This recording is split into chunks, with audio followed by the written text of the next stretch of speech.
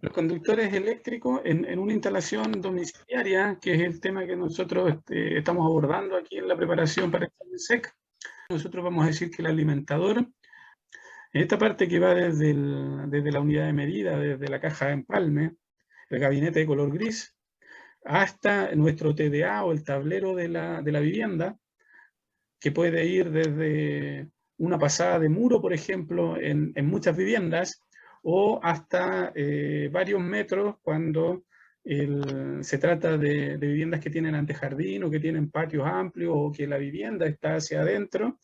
Entonces, en esos casos, esta distancia se alarga. Se autoriza el clase D hasta instalaciones de 10 kilowatts, que vienen a ser como 40 amperes en domiciliario, lo máximo que es monofásico, sin alimentador. Si mide menos de 10 metros, se dice que no existe el alimentador. Al igual que en sistemas hidráulicos, donde se va perdiendo presión a medida que va avanzando la tubería, en sistemas eléctricos, a medida que avanza la línea eléctrica, también se va perdiendo presión eléctrica, o sea, se va perdiendo voltaje. Entonces usted parte con un voltaje y al otro extremo ya no llega con el mismo. Y esa caída de tensión, esa pérdida de voltaje debe estar controlada.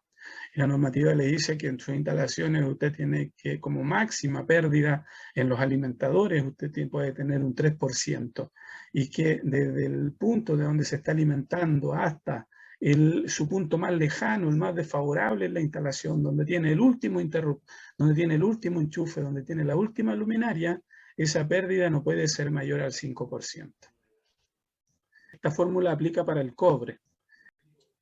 Los conductores que vamos a ver aquí en el curso van a ser cobre. La corriente que nosotros podemos transportar de manera efectiva, de manera segura en un conductor eléctrico, cuando hacemos el dimensionamiento de los conductores de los circuitos, de los alimentadores, nosotros tenemos que buscar la corriente en la tabla, que es esta tabla, la 4.4, que aquí está de una manera sintetizada, está de una manera bastante simplificada, y está un pedacito, un extracto de esa tabla que aparece en el pliego técnico de conductores eléctricos.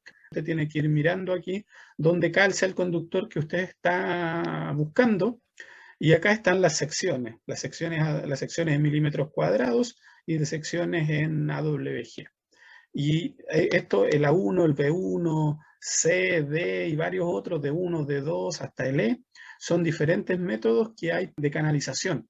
En algunos casos va a ir, por ejemplo, el ducto dentro en la losa o en los tabiques, en otro caso va a ir en la superficie, en otro caso van a ir apoyados en aisladores, por ejemplo, los conductores. Otras veces va a ser un cable plano o bien un cordón que puede ir en escalerilla, por ejemplo, que puede ir subterráneo. Entonces van a haber diferentes métodos de montaje, y le va a indicar, por ejemplo, ese conductor del 14AWG, en ese método, o sea, en el A1, le va a poder transportar hasta 16 amperes.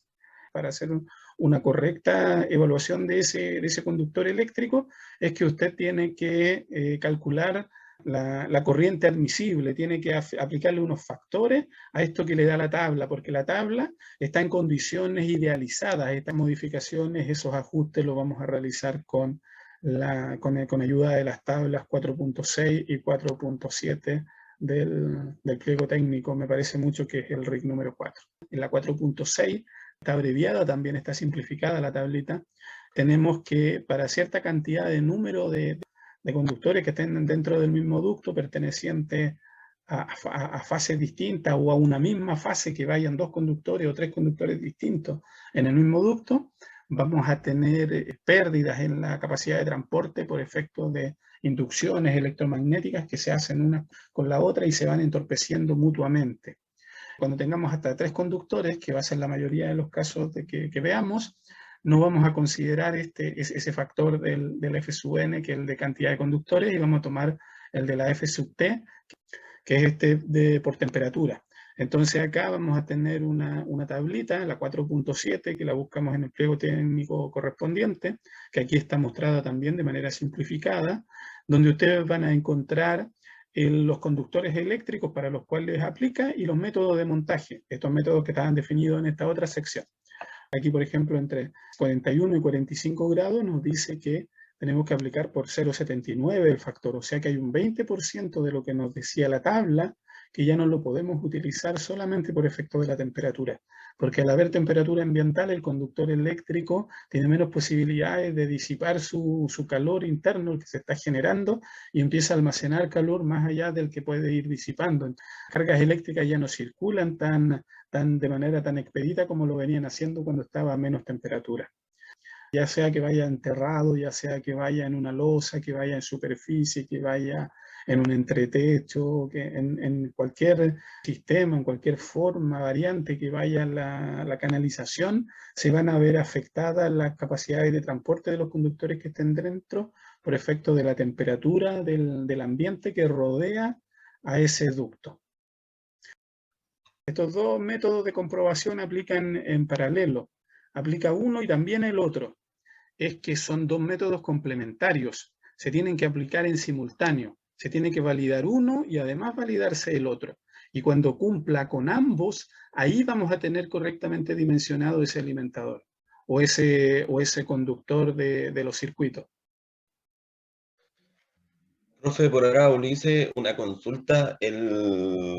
Usted decía recién que el conductor, ¿cierto? A mayor temperatura ambiente podía transportar menos energía, ¿cierto? Entonces, Claro. mi pregunta es al revés. Cuando está frío en ese conductor, ¿se comporta mejor entonces para el transporte? Sí, efectivamente.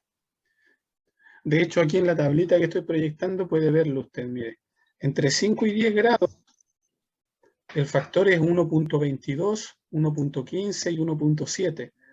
Dependiendo de qué conductor se trate y qué método se esté utilizando, hasta un 22% se puede ganar de capacidad de transporte si el conductor eléctrico, en vez de estar a 30 grados Celsius, que es la referencia para el 100%, va a estar entre 5 y 10 grados. Sí, sí, don Ulises, eso es así. Perfecto. Perfecto. Gracias. Profe, para poder entenderlo bien así, los factores del número de conductores, el factor de temperatura, eso me quedó súper clarito. El IT y el IC, eso me falta conceptualizarlo nomás, profe. Vale, perfecto. El IT es la lectura que usted va a hacer directa de la tabla. Cuando usted se vaya a la tabla 4.4 y usted diga, yo instalé de tal manera, puse el tubo y dentro iban los conductores y el tubo iba sobrepuesto. Y usted dice, mi conductor es THHN del 12 a WG, entonces 331 a 25 en este método. Ese 25 que usted lee de la tabla es el I sub T. Entonces el I sub C va a ser ese porcentaje de la tabla real una vez que usted le aplique los factores de ajuste. Ahí sí, ahora me quedó clarito. Aplicando los factores de ajuste. Estamos buenísimos, estamos bien entonces.